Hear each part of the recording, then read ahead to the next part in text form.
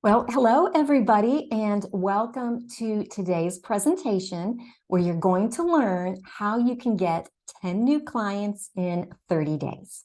I'm Pamela Starr, and I'm going to be taking you through this conversation this morning or this afternoon, depending on if you're on the East Coast like I am. Just a couple of things. I do want to thank some of the nonprofit organizations that brought today's presentation to you, specifically SCORE, both SCORE Houston as well as SCORE Las Vegas, as well as the Small Business Development Center system in the state of Las Vegas. I have worked with both of those organizations for a very long time. I've done lots of webinars for them. And so I do want to thank them for bringing today's training to you. And I will talk about them a little bit more towards the end of today's presentation. Just a couple of housekeeping notes for those of you who are online with me now, who showed up right on time.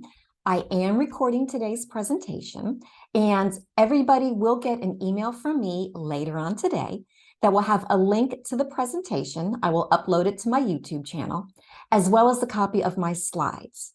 That means you don't need to worry about trying to write down every little single thing that I say today, because you absolutely will get that.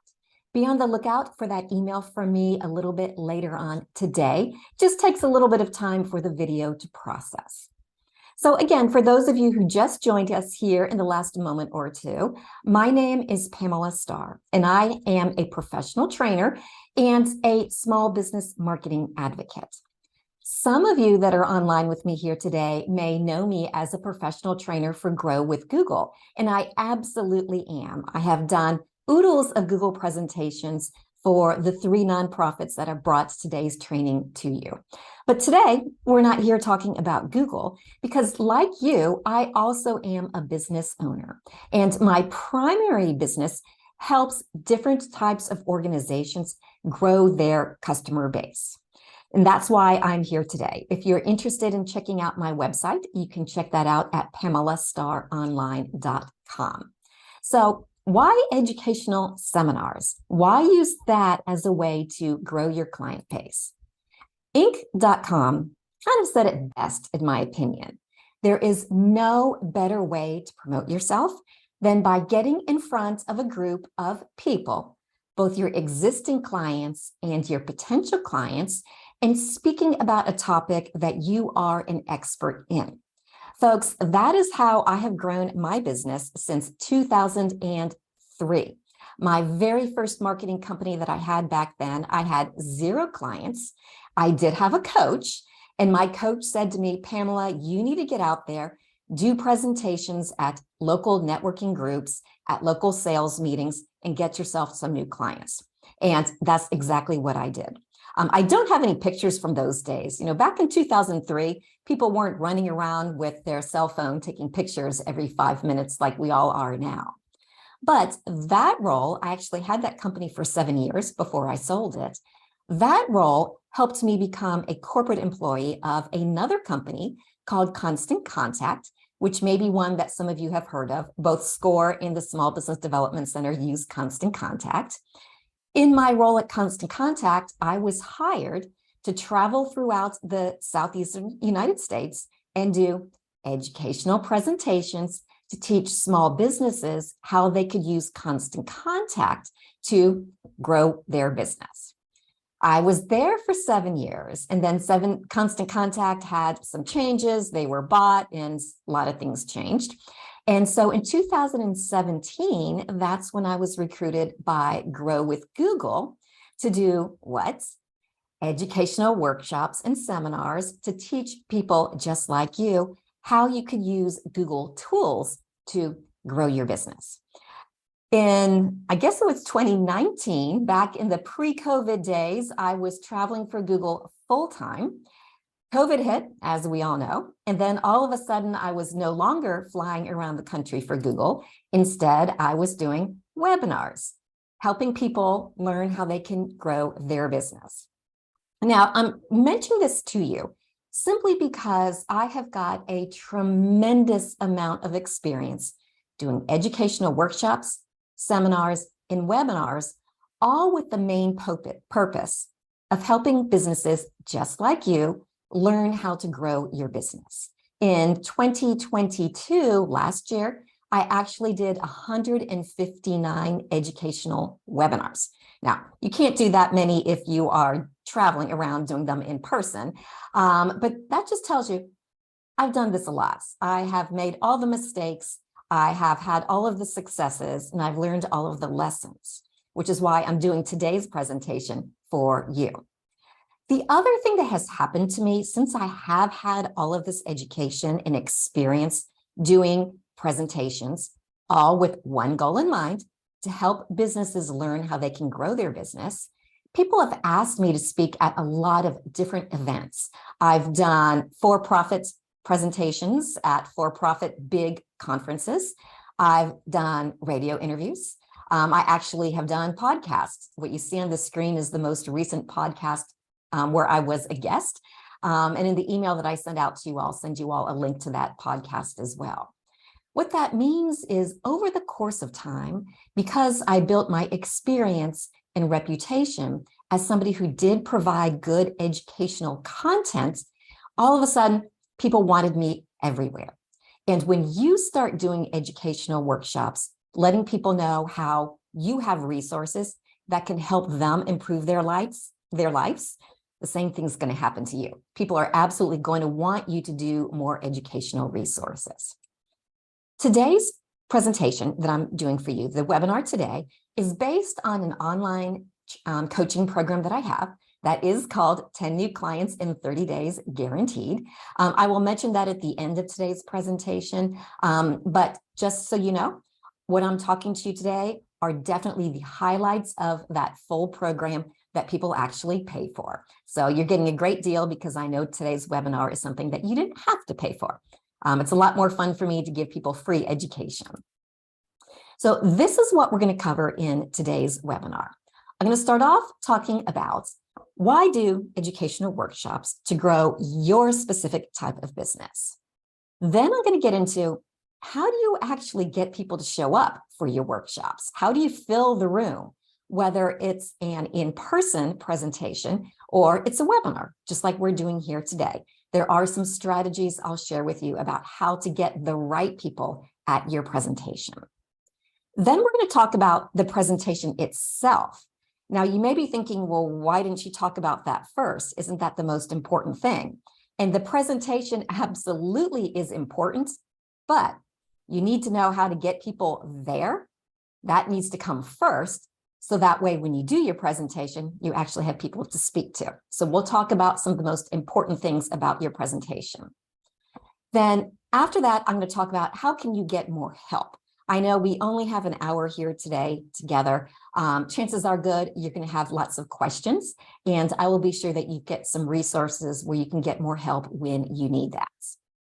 So why do educational workshops? Remember what I mentioned at the very top of today's presentation. For those of you who may have joined me in the last minute or two, may not have heard me say this particular quote. It's one of my favorite quotes from Inc.com. Folks, there is no better way to promote yourself, to grow your business, than by getting in front of a group of people, your existing clients, as well as your future ones, and speaking about a topic you are an expert in. People want to get to know you. Educational workshops, seminars, and webinars are a fantastic way to do that. If you have ever thought about how can you promote your business, you may have heard people talk about something that's called a sales funnel. And a sales funnel means you need to ensure that lots and lots and lots of people even know that your business exists. And so that's kind of what we would refer to as the top of the funnel. And doing educational workshops is one of the easiest way of getting people into the top of your funnel. After that, then you need to figure out a way to kind of activate those people, get them really interested in getting to know you a little bit better. After they get to know you a little bit better, then you'll have an opportunity to acquire those people as your clients. After somebody becomes your client, depending on what type of business you have, you probably do want to be sure you've got strategies in place to actually retain them as your clients. What you don't want them to do is work with you for a month or so and then get distracted and go and work with your competitor.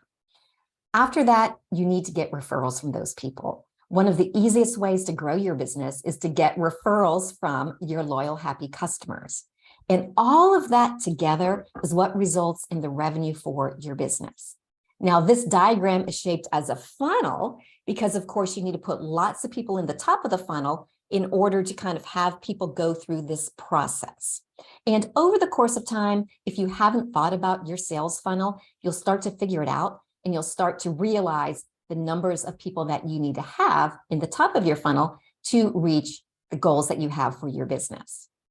Now, the great thing about doing educational workshops and seminars is they can really help you with all of the stages in this particular funnel.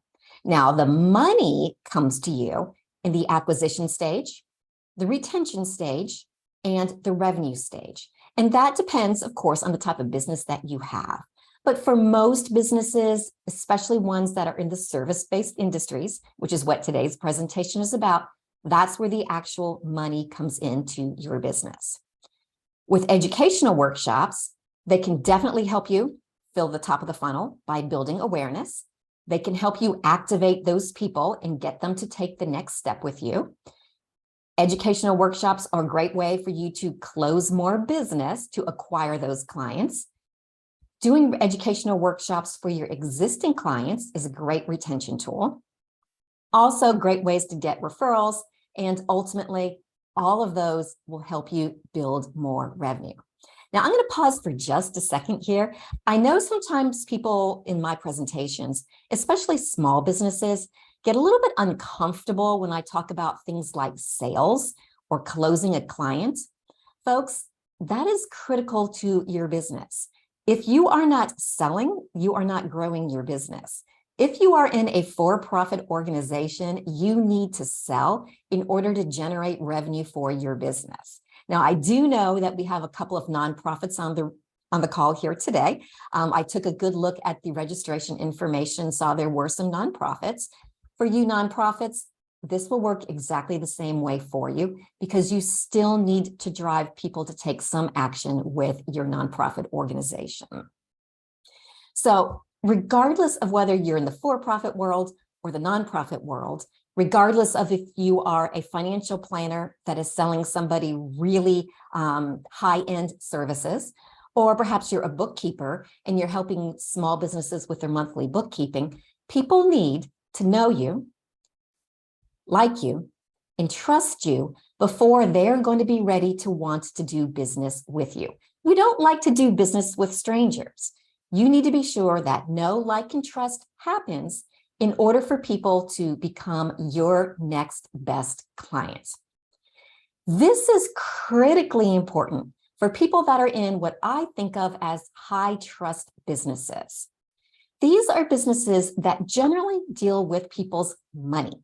People like financial advisors, attorneys, accountants, insurance representatives, even businesses like credit processing, even real estate agents. Those are high trust industries. For you, people definitely need to know you, like you, and trust you before they're going to want to do business. And here's why.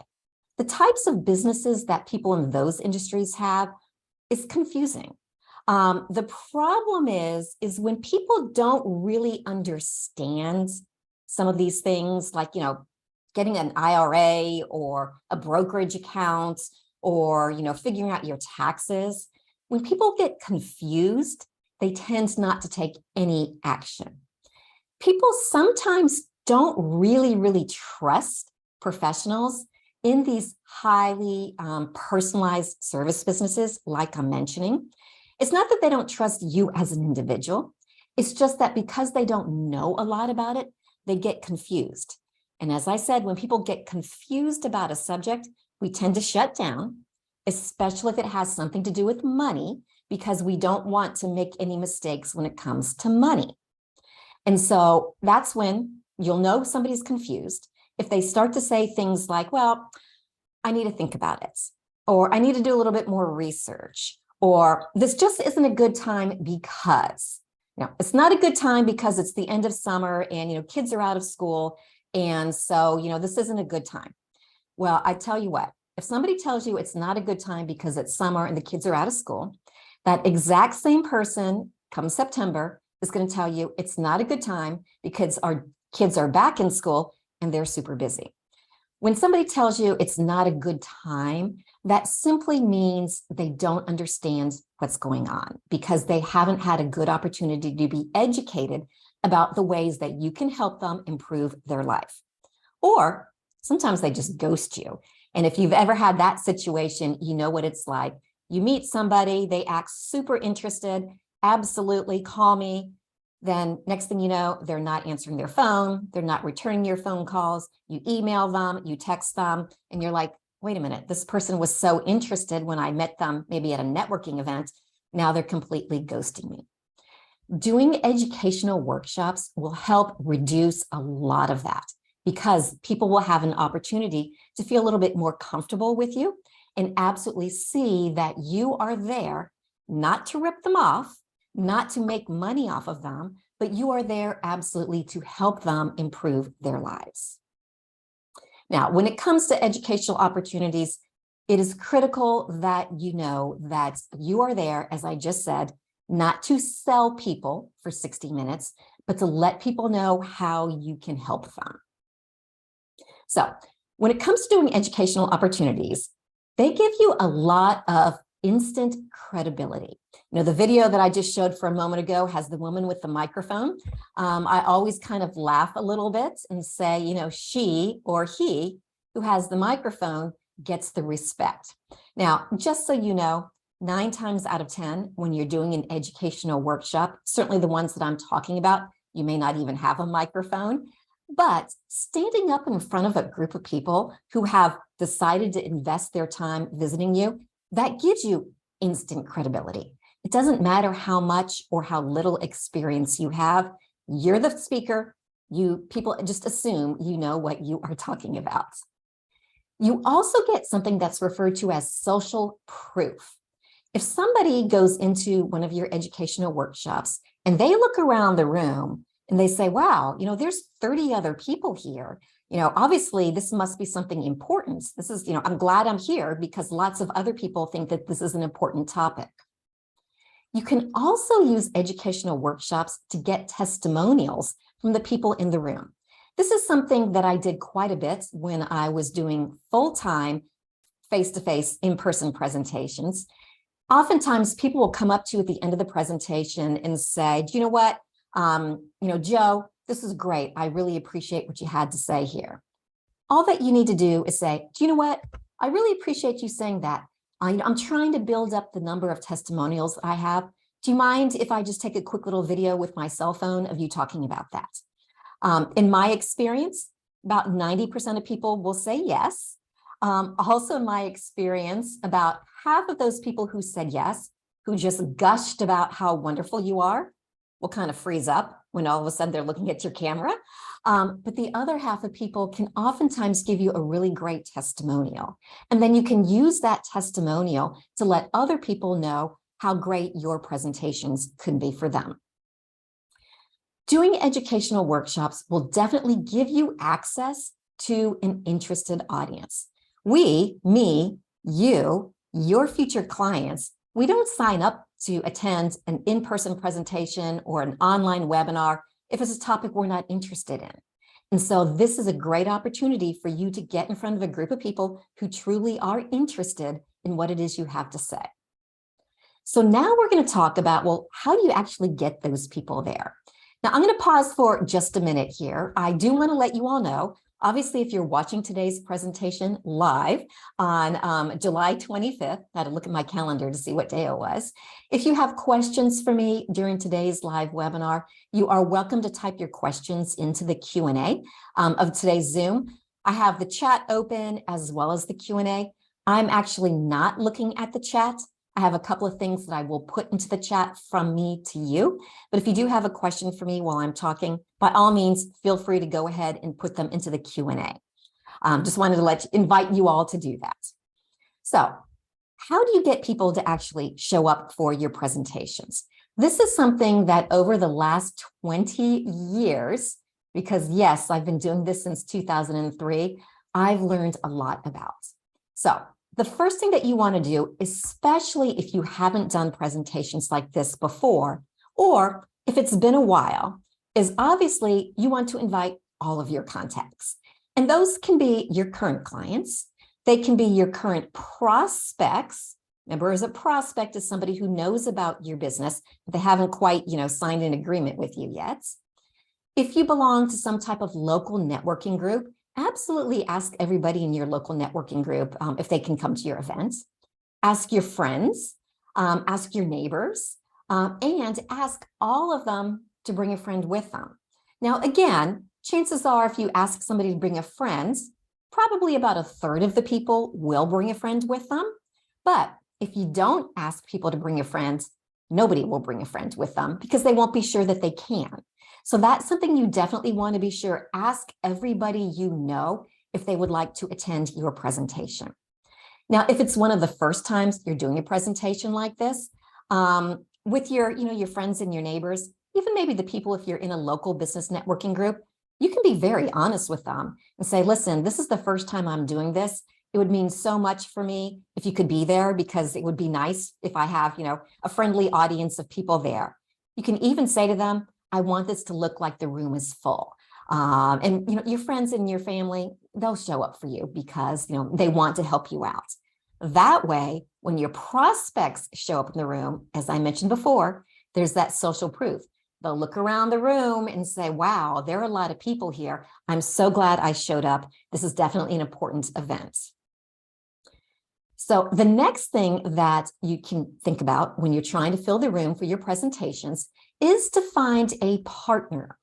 Now, let's say in this example, a partner would be somebody in your local community that's in kind of like an adjacent type business, meaning their business is not a competitor with yours, but their client base is similar to your client base. In today's presentation, I'm going to use a financial advisor kind of as an example for this. Financial advisors actually tend to do a lot of educational workshops. Oftentimes, they spend thousands of dollars doing kind of like fancy dinners at nice restaurants in their community. Those dinners are extremely expensive. They pay between $175 to $250 per person who actually shows up for those dinners. I'm always surprised that people actually do that because it is so incredibly expensive. But we're using financial advisors today as a good example.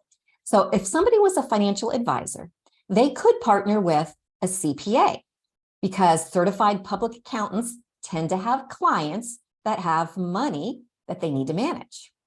They could also perhaps partner with a high-end real estate agent. They could partner with a mortgage broker. They could partner with perhaps an estate attorney, somebody that designs wills and trusts.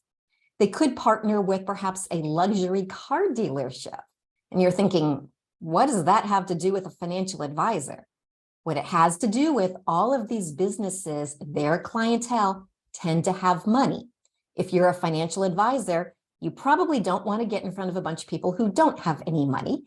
Unless you're doing something as a nonprofit, you want to get in front of people who do have money that you can help them invest. You may be able to get a partner that's a high-end retail store, or even something like a concierge medical service. For those of you who have never heard of what the heck is a concierge medical service, it's simply a doctor or a doctor's office that kind of says, do you know what?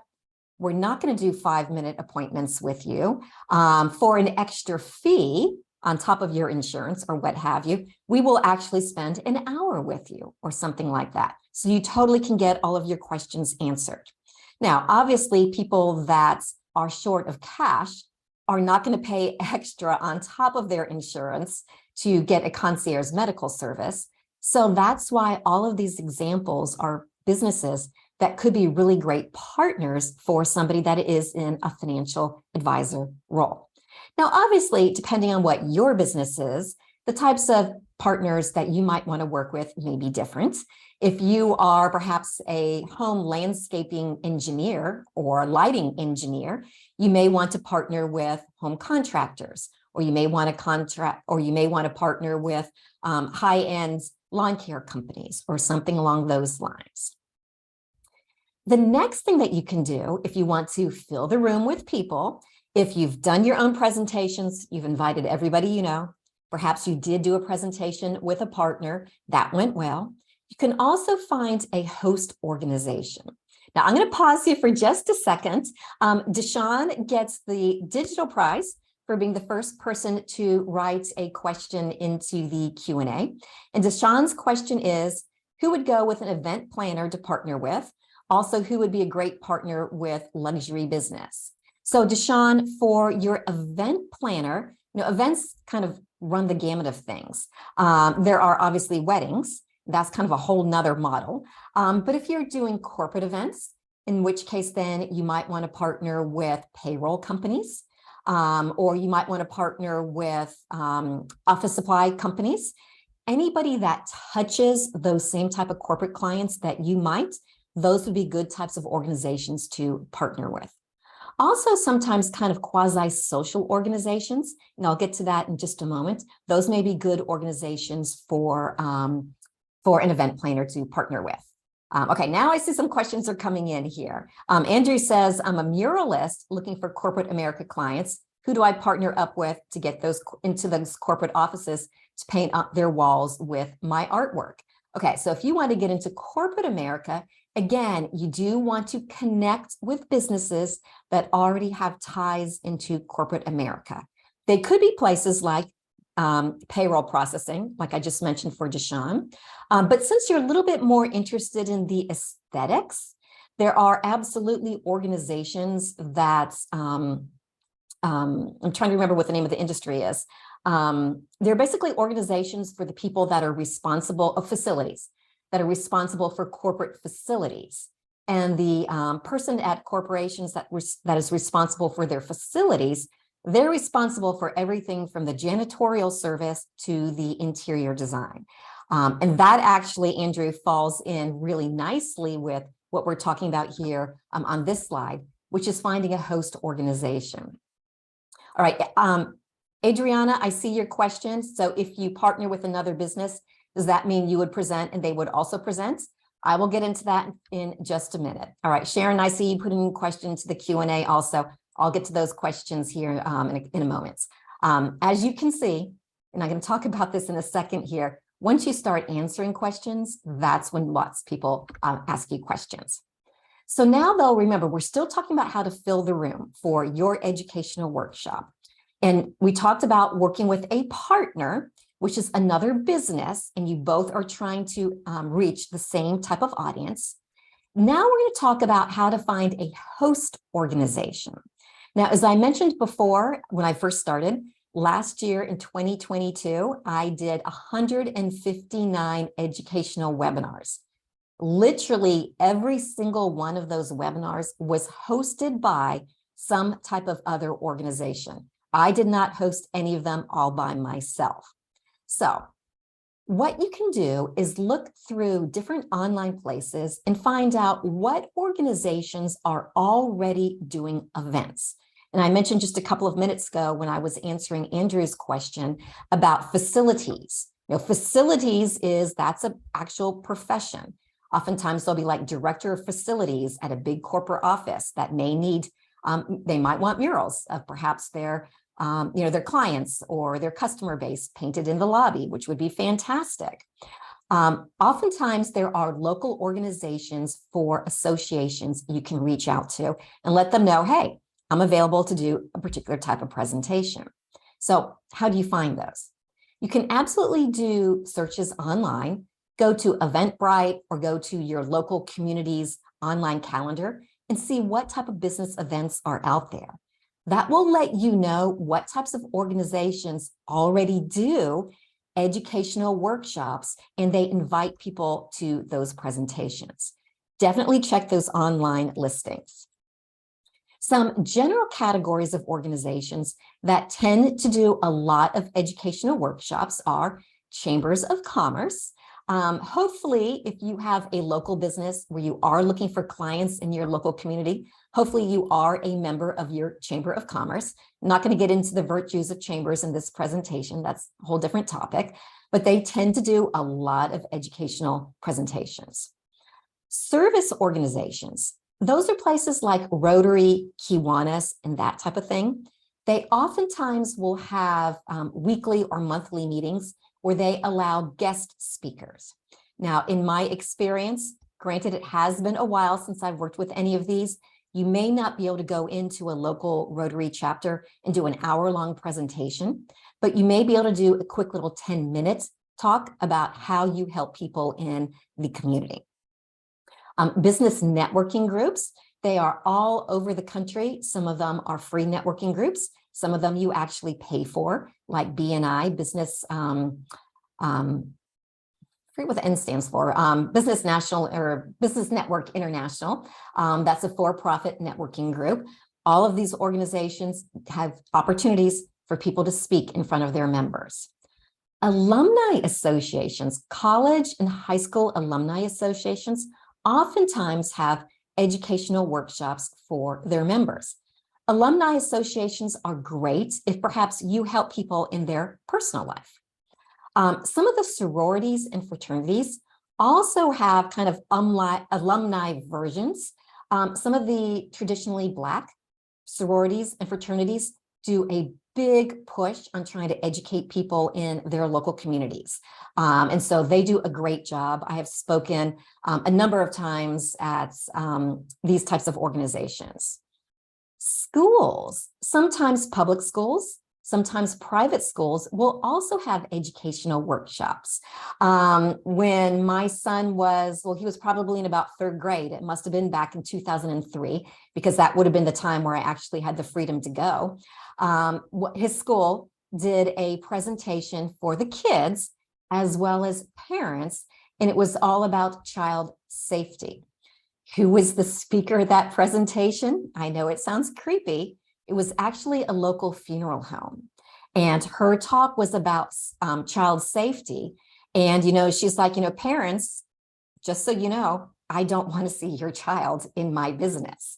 But what she was able to do was go out and build that awareness about that her business was there by doing educational presentations at an elementary school.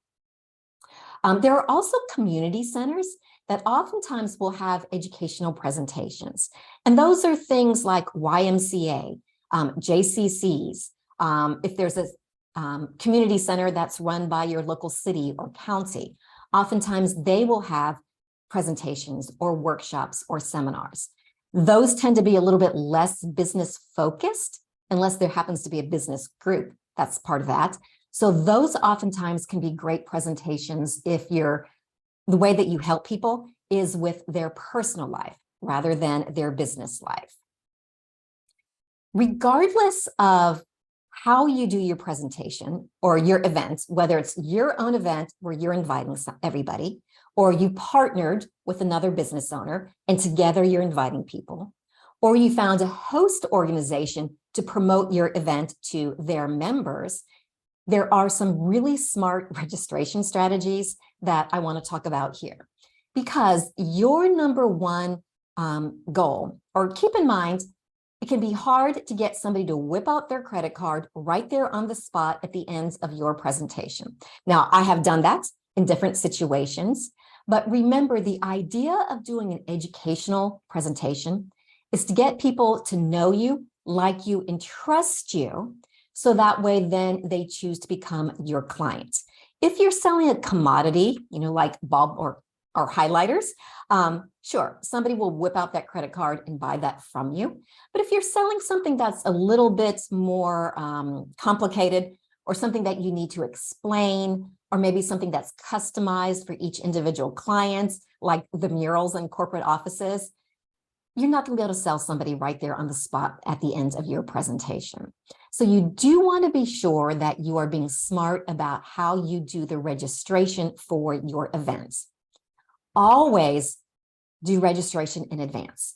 Sometimes when you work with other organizations, if another organization is actually hosting your presentation, they may already have a registration process that they go through. That's fine. Other times they'll say, oh, well, we'll just put out a flyer on our counter and whoever shows up, shows up. That kind of gives you no information. If that's the case, if the only thing that they'll do is have a paper flyer on their counter, say, great. Do you mind if I put in a place on that paper flyer that people can go to online and register? That way, people give you a little bit more of a commitment if they actually have to, put their fingers on the keyboard and register to show up at your event, even if it's free. You can absolutely accept walk-ups. And walk-ups are, let's say you've had 15 people who registered for you online. Somebody just kind of randomly showed up. Absolutely let them in. Once people register with you online, that's where you have the opportunity to send them reminders. Use some type of registration tool. So that way people get a reminder from you a week before. And if you're doing a morning or lunchtime event, like today's webinar, send them a reminder 24 hours before.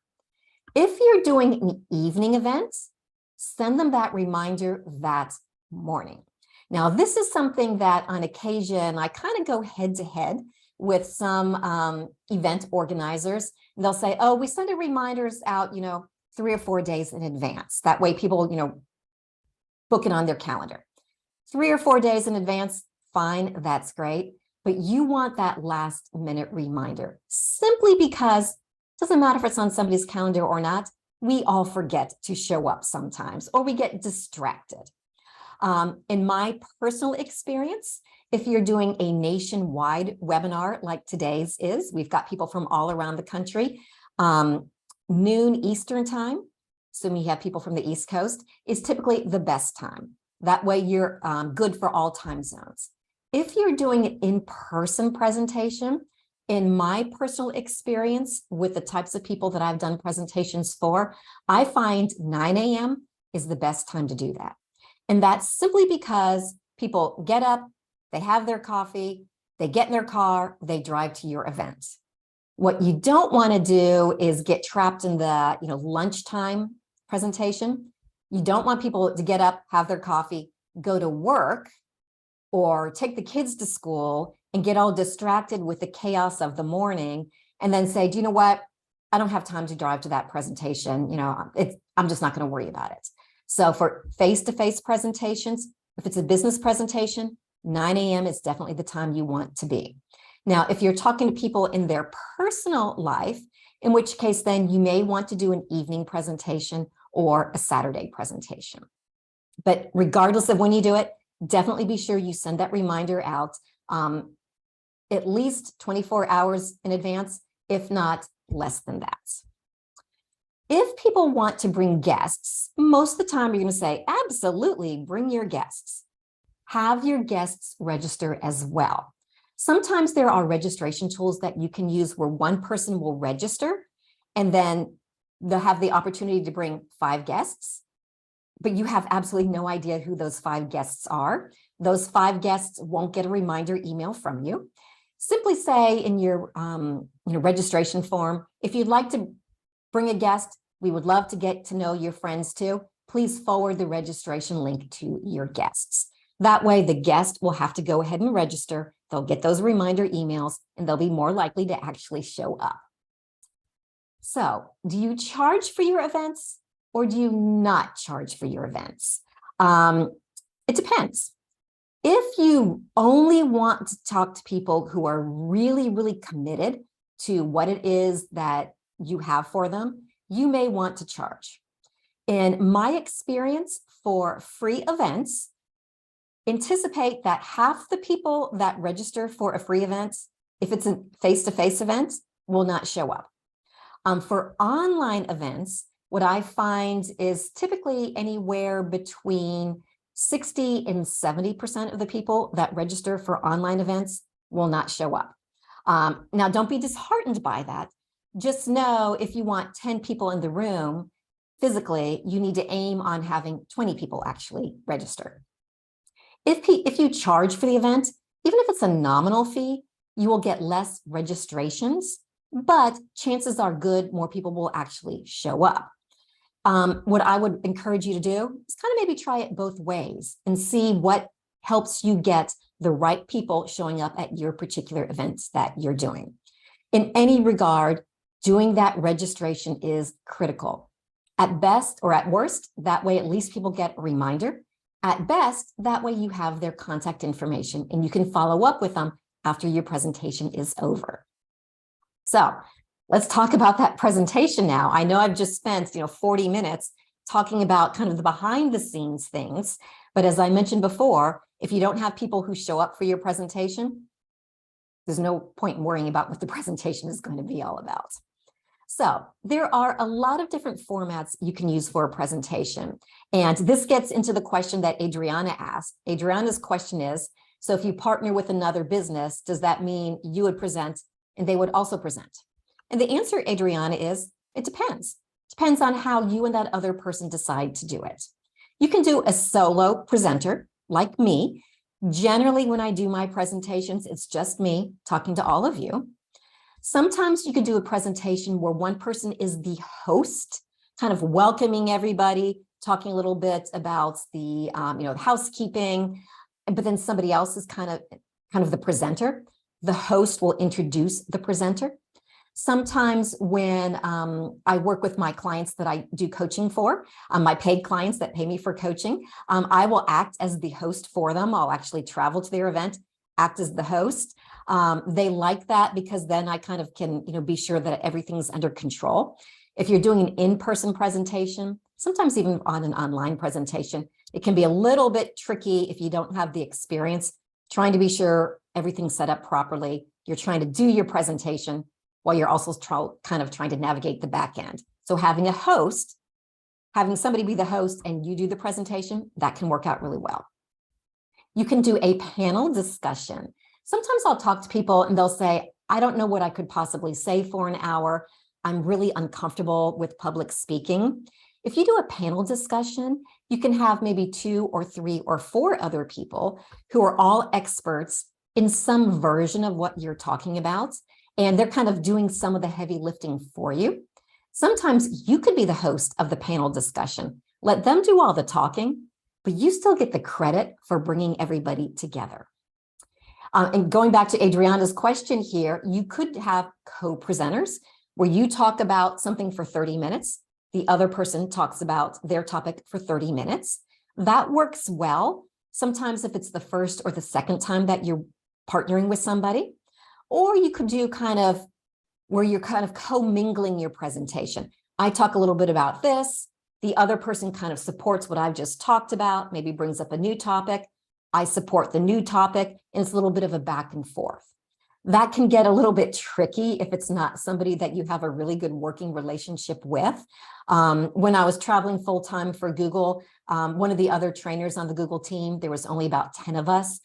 She and I did a lot of joint presentations. And because we knew each other so well, we could definitely bounce back and forth simply because that's what we did full-time for a living. For most people, it can get a little bit tricky. You can kind of trip over each other. That's why sometimes it might be easier to you talk about your topic for the first half, they talk about their topic for the second half. You can actually do webinars like today. Now, there is a technological difference between a webinar and an online meeting. An online meeting, like a Zoom meeting, is where everybody can see each other and everybody can actually talk to each other. That works really well in certain situations. If your group is a group that knows each other and they feel comfortable talking to each other, that can work really well. If you're talking about something that is not a really highly sensitive topic, if you're not a financial planner and you're not talking about people's money, if you're perhaps talking about home decor tips, that can work really well. If you have a small group of people, maybe about 10, then it comes a little bit more of a conversation than a presentation. But trust me, if you've got 20, 30, 102 people online, like we've got 102 people online right now, having all those faces and people coming in and out, it's really hard to manage. In which case, in that situation, if it is going to be a bigger group like today's, you want to do a webinar. A webinar, people don't see each other's faces. They do have the opportunity to chat with each other, and they absolutely have the opportunity to ask questions. That's just simply a little bit easier for you to manage. Now, let's talk a little bit about what is it you're going to call your presentation. The title is the most important part of your presentation, because if your title is boring, nobody is going to show up. So I made some kind of examples, and these boring titles are ones that I actually have seen online. So boring title is Investing Basics 1, Building a Portfolio. Here's perhaps a better title, How to Take Control of Your Financial Future. Everybody wants control of their financial future, even if they're not really sure about what is building a portfolio all about. So think of a better title. Example number 2 here, Tax Prep Workshop. That just sounds really boring. How about something like 10 ways to shelter your money from the IRS? That's a much more enticing type of presentation.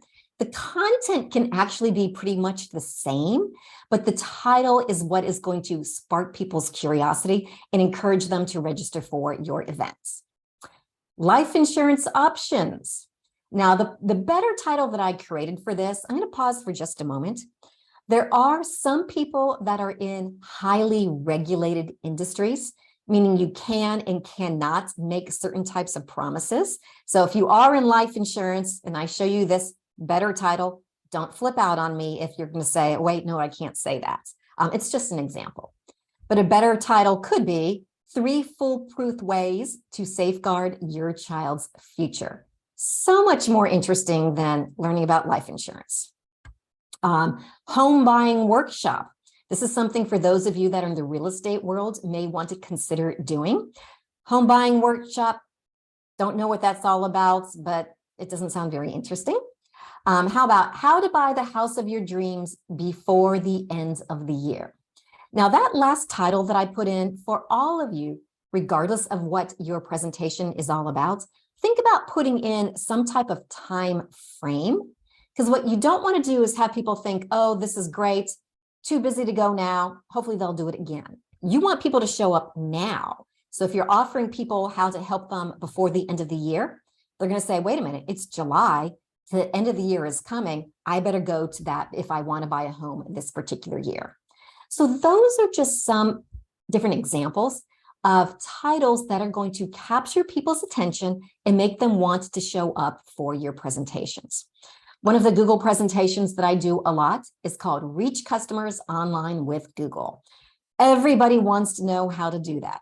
If you want to know how to do that, I have done that presentation numerous times for SCORE Houston, SCORE Las Vegas, as well as the Small Business Development Center system in Nevada.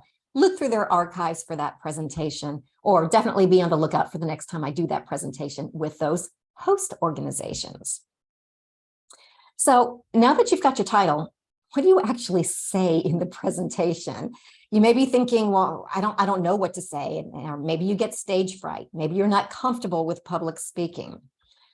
Keep in mind, you don't need to tell everybody everything. Save some things for another presentation, or save some things for that one-on-one meeting. The whole point of you doing this initial presentation is to get people into the top part of your funnel, so that way they can get to know you, like you, and trust you, so that way they're going to want to do business with you. Maybe they're going to want to go to a second presentation that you do on a different topic. Start your presentation strong, end your presentation strong. I'm not going to say don't worry about the middle, but it's interesting statistic. This is something that gets kind of thrown around a lot in the public speaking world. May or may not be true in all cases, but 93% of communication is nonverbal. Only 7% of communication is actually the words that you say. Having said that, your entire presentation does need to be quality, because you may not necessarily know what's the 7% people are actually going to remember. Shorter is always going to be better than longer, especially for online events. Nobody's going to say, oh my gosh, they ended their presentation 10 minutes early. I cannot believe that. If you end your presentation 3 minutes late, they will be anxious and agitated and irritated at you. I have been there. I know it. Trust me on that one. Do not run late. Be mindful, as I mentioned just a couple of minutes ago, if you are in a highly regulated industry, be careful that you understand what the regulations are of what you can and cannot say. Highly regulated industries are things like financial advisors, attorneys, tax preparers. You can't make grandiose promises to people that you're going to help them with all of these financial things. You need to be very mindful. My gut is if you're one of those industries, you probably know that you need to deal with your compliance department or your industry association to be sure that you're not violating any rules or worse, any laws. You do want to be sure that you're comfortable using technology. Now, one of my favorite technology tools these days is artificial intelligence, AI. I use ChatGPT oftentimes. Recently, didn't used to do it because it didn't used to exist. That can be a great way to come up with great titles for your presentation. If you have absolutely no idea what to say, artificial intelligence can actually help write an outline for you of your presentation, can actually write some content for your presentation. Now, a little tip here for you. You don't want to go with everything artificial intelligence created for you. Use it as a thought starter. You are the expert in your industry. But sometimes if you're not quite sure where to go, you can use ChatGPT or Google Bard or something along those lines, kind of to start the brainstorming process for you. Also be sure that you understand about different slides presentations. Way back when, I used to use PowerPoint in my presentations. Today, I use Google Slides just because I've been working with Google for 6 years now. Slides are great because they give people information. They're also great because they can kind of prompt you. You don't want to necessarily have every word of your presentation on a slide because nobody wants to watch a presentation that people are literally just reading, but they will prompt you so you remember what to say next. If you're doing an online presentation, obviously Zoom is what we're using here for today's webinar. GoToWebinar is another great tool that I have used in the past. Always, always, always practice your technology. The last thing that you want to do is blow your credibility by not knowing how to share your screen or having your microphone not work or something along those lines. If there is some other organization that is hosting your presentation for you and it's an online presentation, be super certain you're familiar with their technology. Ask them if you can do just a 15-minute presentation, a 15-minute walkthrough with them. So that way you'll be comfortable with the technology. Don't blow your credibility right from the beginning. Also, for those of you maybe who are comfortable with public speaking, who've been in the business for a long time, don't wing it. People can tell the difference of if you're just standing up in front of a group of people, just rambling on, versus if you truly have built a presentation that takes people from here to here to here and gives people the information that they need. Don't wing it. You will not achieve your goals to grow your business if you do that. So we're here today towards the end of today's presentation. The title of today's presentation is How to Get 10 New Clients in 30 Days. Remember the goal of doing those educational presentations to get new clients. You want people to know you, like you, and trust you, so that way they are going to be ready to become your next best clients. You want those people to do business with you. If you have something you can sell them on the spot, great. If you don't, if you need them to book an appointment with you, let people know that they can book an appointment with you. A couple of real quick presentation pro tips for you. You do want to be approachable. Don't be so formal that people are uncomfortable asking you a question. Ask your audience questions. All the pictures that I have of myself doing face-to-face presentations, my hands up, because I'll always say, who here, fill in the blank. Ask them questions and they will respond. That helps people feel a little bit more engaged. Answer questions as they come. but don't run late. So today I did answer a couple of questions that came in already. I know that there are more presentations. Gerard asked a question. Adriana had another question. Several other people asked questions. I haven't answered those yet. I will do those at the end of today's presentation. Say people's names. You've heard me do that here for the last hour or so. When you say people's names, it makes them feel special. You know, our own name is the most important word to any of us. Also, it lets people know that you're actually paying attention to them as an individual. This is super important if you're doing an online presentation. Let people know that, yes, you are real. This is not pre-recorded, and you do value the fact that they are investing their time to spend with you. Your first presentation may be kind of rough. Don't let that discourage you. If you get one presentation and you feel really comfortable with that, and you build a second presentation, the first time you do the second presentation, it will be kind of rough. Trust me on that. It's just part of the process. You do want to be sure that you are building momentum with the educational workshops that you're doing in order to get those clients that you need to grow your business. You can build up to having several presentations a month. As I mentioned a couple of times, last year I did 159 presentations. I was doing as many as 12 or 13 a month. I'm not expecting you or even my clients to do something like that because you've got a business to run. But get into the habit of doing maybe one a week or maybe even just 2 a month. That way you'll start to build momentum. You can do the same topic to different audiences, or you can do different topics to the same audience. If you do a good job, oftentimes people will say, well, what else can you talk to us about? And that's where it can be helpful if you have different topics to talk about. Ask the event organizers, whoever hosted your organization, if they can refer you to other similar organizations. If somebody is with a chamber of commerce, chances are good they are well networked with people at other chambers of commerce in your local community. They may be able to refer you as a speaker to another organization. And then over the course of time, like I mentioned, happened to me at the very beginning of today's presentation, people will start asking you to present. And that's the greatest feeling in the whole wide world. People will say, I saw you speak here. Hey, I've got a group of people. We get together and we talk about X, Y, and Z. Can you do the same presentation for them? Absolutely. You'll be happy to help them out. You do need to have a good follow-up system. Set this up in advance. What you don't want to do is walk out of a room with a handful of business cards and say, oh, thank goodness it's over.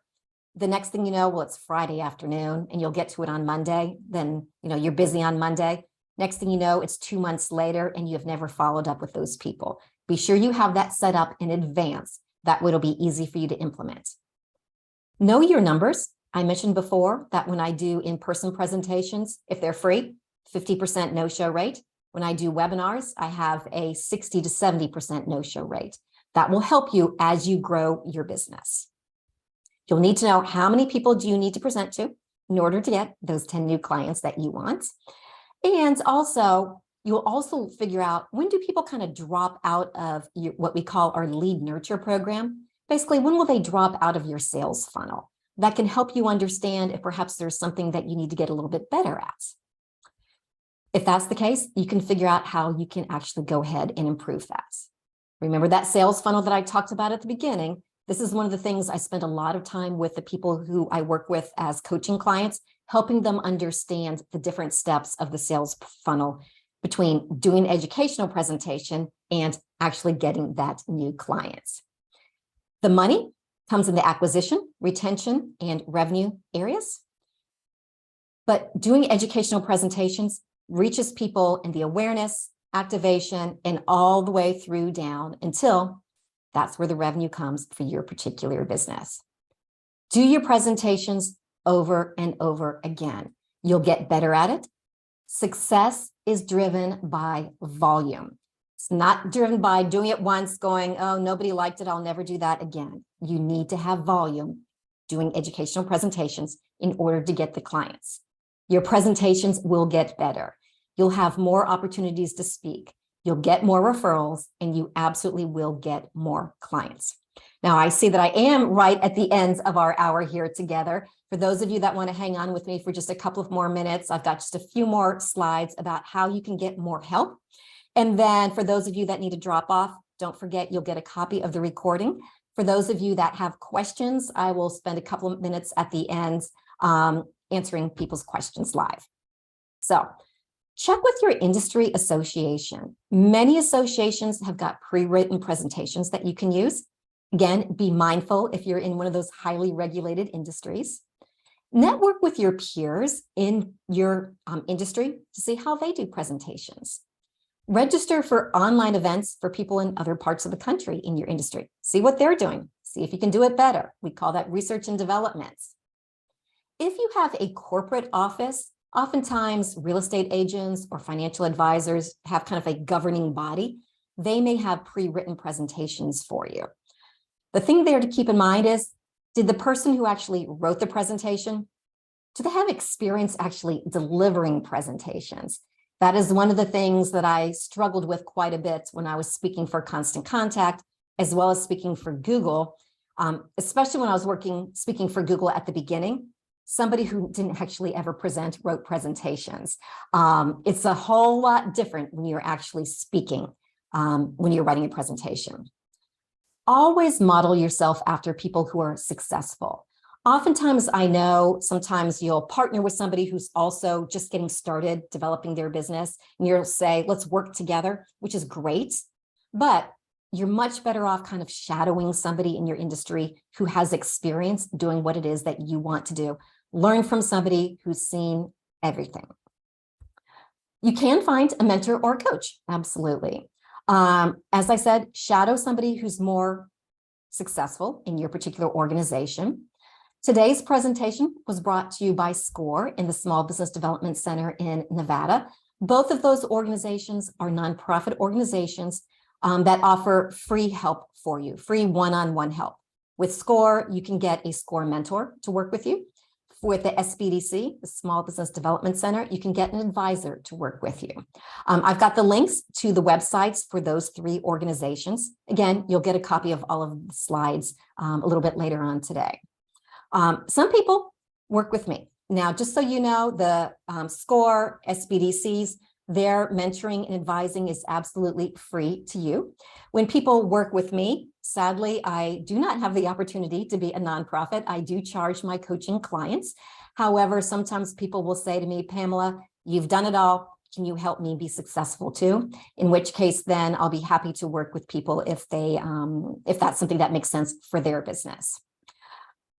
The good news is you can do this. It doesn't matter really who you are, where you are, and what stage of your particular business.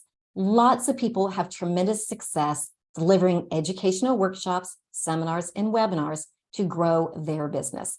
Ultimately, my desire and wish for you is that money is falling through from the sky into your hands, just like in this particular image that I have on the screen.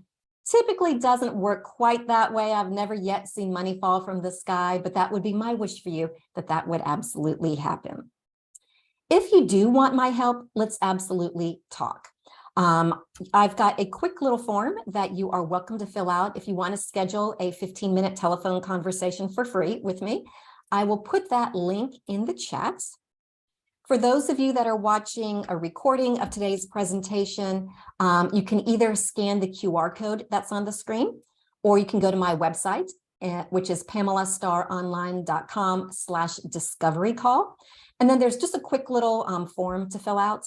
When I get that form, I'll kind of scroll through that and I'll email you back within 48 hours to let you know what my availability is for a quick little 15-minute free kind of get to know you type telephone call. I'll be happy to talk to you all for free, just kind of to help you point you in the right direction. All righty, so that takes me to the end of our time here together. I'll leave that slide up.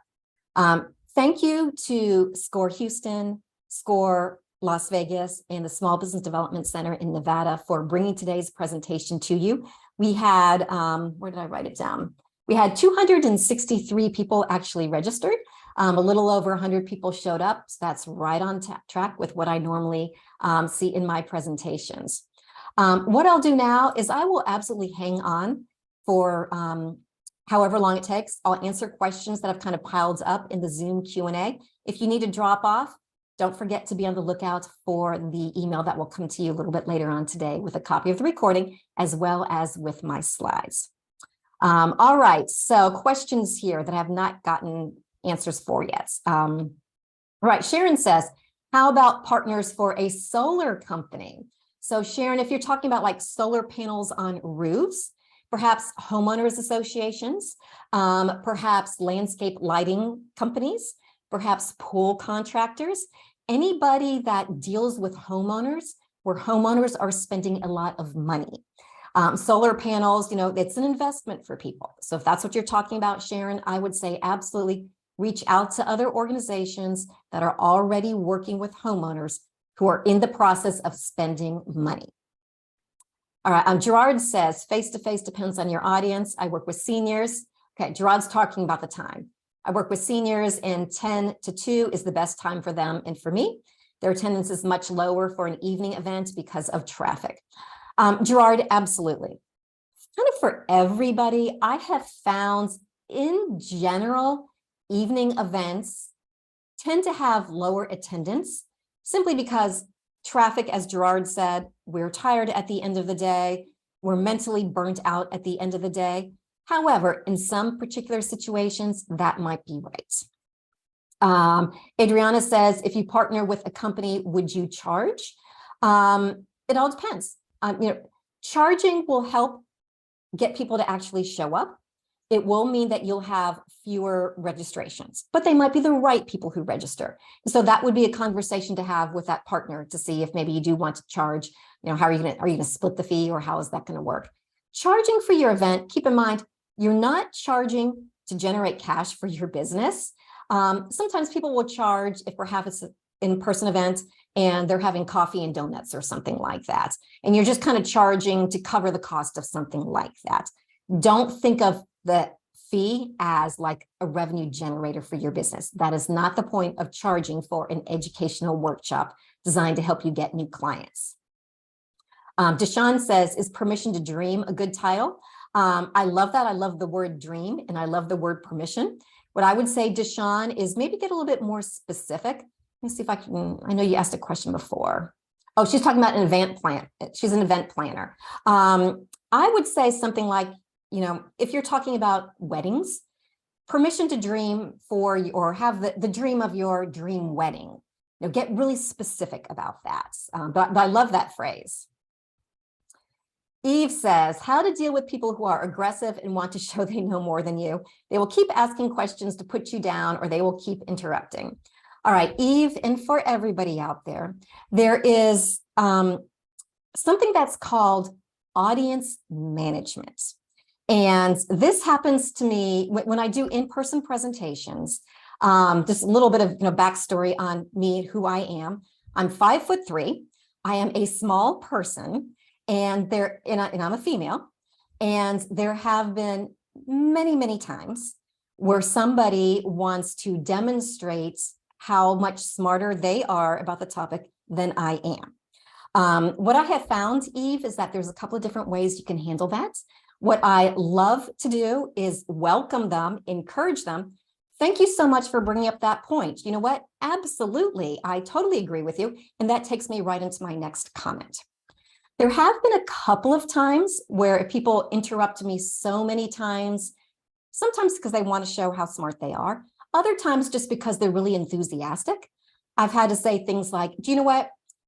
You've had so many great questions and lots of great inputs. Do you know what I would love to do? Can you hang around for a few minutes afterwards? I would love to talk to you one-on-one and get to know you a little bit better. But for now, I want to be sure, just so you know, I'm not going to answer any more of your questions. So that way other people have a chance to answer questions too, which is a very nice, because everybody in the room knows if somebody's, kind of just asking way too many questions, that's kind of a nice way of doing that. Only once have I threatened to kick somebody out of my room. In retrospect, I could have handled it differently. And it was simply because the individual was asking a lot of questions and was using extremely foul language. And a better strategy if somebody is truly being, really disruptive, is to have a quick little break. You know what, we're going to take a 5-minute break so everybody can kind of stretch their legs. If you need to use the ladies' room, it's over there. The men's room's over there. And then you can walk up to that one person one-on-one and say, you know what, this is a rated G presentation. I'm going to have to ask you to leave if you can't kind of pull it together. And then what will happen, Eve, is other people around you they'll echo what you're having to say, and they'll kind of come to your rescue, which is kind of a good way of handling people that are truly disruptive. All right. Lisbeth says, if your industry is not too complicated, for example, residential cleaning services, what type of content would be appropriate, since it's generally not a complicated or confusing industry? So glad you asked about this, because this is something that I've been thinking about. This would be great to do presentations about, how to have a healthy home. And you can talk about the importance of using certain types of cleaning products compared to other cleaning products. Doing a presentation like that could be great for like a mom's group. Sometimes service organizations, again, like Rotary or Kiwanis, people are there sometimes in a little bit of a business mindset, but also their personal mindset. That would be great. You could have something about perhaps pets and allergies. Now, obviously, I'm going to assume, Lisbeth, you're not a doctor, but you could talk about, the right type of cleaning supplies, if you have a pet, in which case then you could perhaps partner with a local pet shop or a local dog trainer. And, they can talk a little bit about pets, and then you can come in and say, do you know what? We all know how it is. Pets make a mess. I'm going to talk about the ways that I help my clients if they have special needs because they have an aging dog, perhaps who doesn't always make it outside. So Elizabeth, that might be a really great, some ideas for you. Cedric says, I'm interested in public speaking, so I'll basically be selling myself as the business. Any advice? Cedric, absolutely. Now, what we're talking about here today is not you becoming a professional speaker where you are getting paid for it. That is a completely different business model. Advice for people that do want to become a paid professional speaker is you just need to get out there everywhere, do as many presentations as you possibly can. I will share with you, it can be a tough business model to get into. Most professional speakers, they still have something that they're selling on the back end, a book, a resource, something that they're selling that actually pays the bills for them. But definitely, Cedric, I would say practice, practice, practice doing your presentations, hone your craft so well. That's when you'll start getting invitations to do the presentations at other places. Lydia says, can I send a recording? Absolutely, you will get that.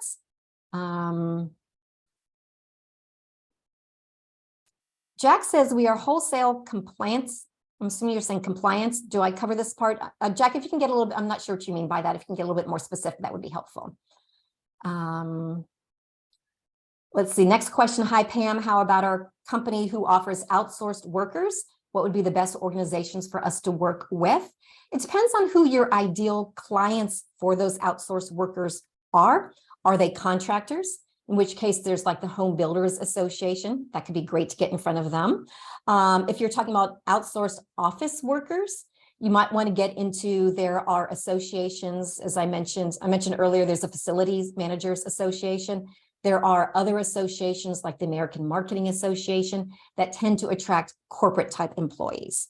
You could also go to chambers of commerce if you provide outsourced workers for small businesses. Sometimes big businesses are members of chambers of commerce also.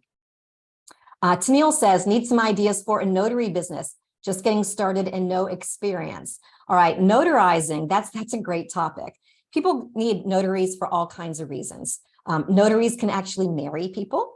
They have to sign all kinds of documents, legal documents, wills, trusts. They have to sign real estate documents. You can do mobile notaries. So perhaps you can have a presentation of how to organize all of your most important documents. So a presentation could be all about, when I work with real estate people, this is how I recommend that they store and organize their documents, because you never know when you need to access those. So maybe it's something as simple as important document storage or resources or something along those lines. That might be a good topic for you. Oh, Deshawn says her hers is a vision board workshop. Absolutely. So she was the Permission to Dream. I love Permission to Dream for the vision board workshop. Let me know when you're doing that, if it's an online presentation, because I love that. It's fantastic. Okay, Angel says, hi, Pam, what would be the best approach to gain new clients as a private trainer, home gym, where clients come to me? That is great. I love that topic as well, because that kind of opens the door to a lot of things. If you go to an organization that is more of a small business focused organization, like a chamber of commerce, sometimes even like, those service organizations like like Rotary, or associations like, the American Marketing Association, those local chapters, private trainer, that's great. But what you can do is work in some type of message about how having a healthy physique, a strong body, is going to help you become a better, fill in the blank, better employee, better manager, better business owner, better parents. So that would be the type of presentation that you may want to do. You could do something along the lines of, how to lose weight, but that's a really highly competitive type message. So I would talk about something about, strong body, strong mind, strong body, strong family, strong body, strong faith. I did not mention faith-based organizations. Lots of churches, synagogues, mosques, they welcome people to come in to do presentations because it helps their community. And it also helps people in neighboring communities come and visit them. All right, Jack, you said also your wholesale company. I'm not sure, what is it that you're wholesaling? And perhaps you can give me a little bit more clarity on that. That would be super helpful for me. All right, other than that, I think I have answered all of the questions. Jack, if you want to email me back when you get that email from me later on this evening or this afternoon with the copy of the recording, give me a little bit more information about what your wholesale company is all about, and hopefully I can give you some information. Again, thank you for your time today. I know I went 17 minutes over answering these questions, but I'm always happy to do that to help you all out as much as I possibly can. Until next time, I wish you all the best of luck with everything that you are trying to do. Okay, see, Darnell just put a question in the chat. I'm an enrolled agent certified with the IRS. I mainly represent taxpayers for the IRS with tax issues. Can I give you a tip on classes? Absolutely, Darnell. That kind of gets back to the slide that I talked about a couple of minutes ago about, let's see, what to call it. You need a great title here. So Darnell, this one here is for you. 10 ways to shelter money from the IRS. Now, I know for an enrolled agent, you represent taxpayers that have tax issues. What you want to do, Darnell, is you want to fill your funnel with people before they have that tax issue, because they're going to be panicked the moment they get that letter from the IRS. I actually got a letter from the IRS not too long ago who told me that I overpaid them, which was a surprise. I needed to have a conversation with my accountant about how did that happen. But Darnell, what you need to do is get people into your funnel before they have that crisis situation. So hopefully that helps to everybody. Good luck with everything that you are doing, and I look forward to seeing you on the next webinar that I do. Take care.